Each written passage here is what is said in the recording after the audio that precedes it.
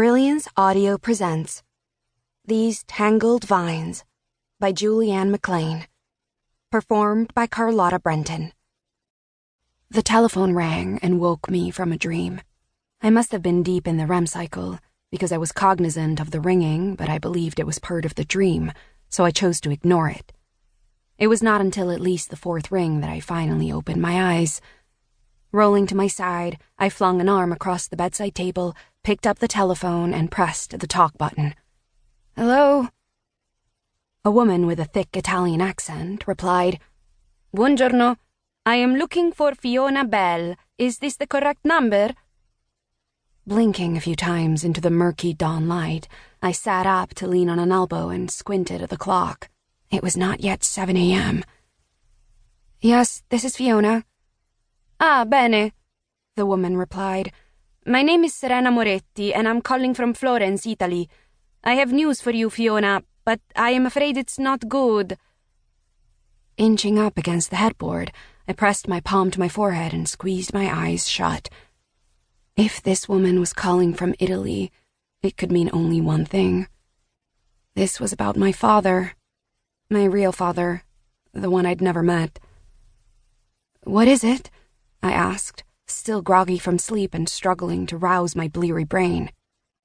There was a long pause on the other end of the line. "I'm so sorry. I just realized what time it must be there. I think I miscalculated the time difference. Did I wake you?" Heavy raindrops battered the window of my house on the Florida Panhandle, and palm fronds slapped repeatedly against the glass. "Yes, but it's fine. I should be up by now anyway. What's this about?" The woman cleared her throat. "I regret to tell you this, but your father, Anton Clark, passed away last night." Her words lodged in my ear, and I couldn't seem to process them, nor could I figure out how to respond. "I'm so sorry," the woman said, speaking as if it were common knowledge, as if everyone knew that a stranger who lived in Italy was my biological father, when, in fact, no one knew. At least, no one on this side of the Atlantic. There was not a single soul in North America who knew the reality of the situation. Not even my dad. The secret about my true parentage was my mother's parting gift to me in the hours before her death from a brain aneurysm, and I don't think I've ever quite forgiven her for that. I sat up a little straighter and searched my mind for the proper response. I wanted to say the right thing, but it wasn't easy because my emotions were whirling around inside me like a tornado. Of course, it was terrible for someone to die. I felt bad about that. But this man was a complete stranger to me.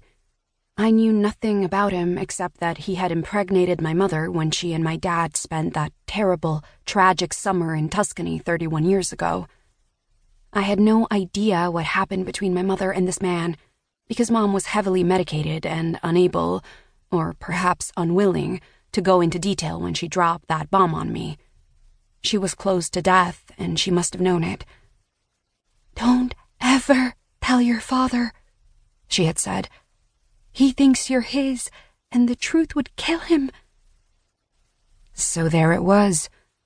Mom had told me nothing about my real father except his name and nationality, and she had forced me into a vow of silence when I was 18 and convinced me that if I ever asked questions about the circumstances of my conception or let something slip, I would be responsible for my father's demise. For the past 12 years, I had been keeping her secret because I believed her, that the truth would indeed kill my father.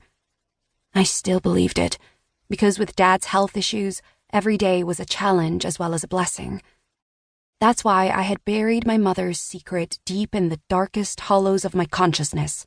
I had forced myself to forget what she had told me. I'd purged it from my brain, pretended it wasn't true, that it was just part of a nightmare. But now, a woman was calling from Italy, and she knew things.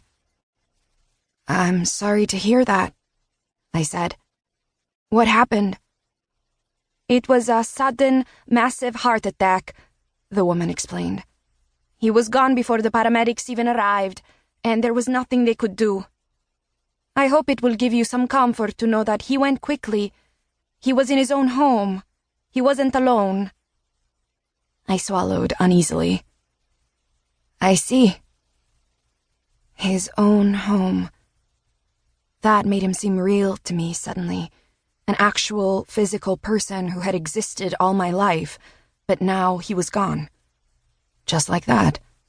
He was no longer alive on this planet.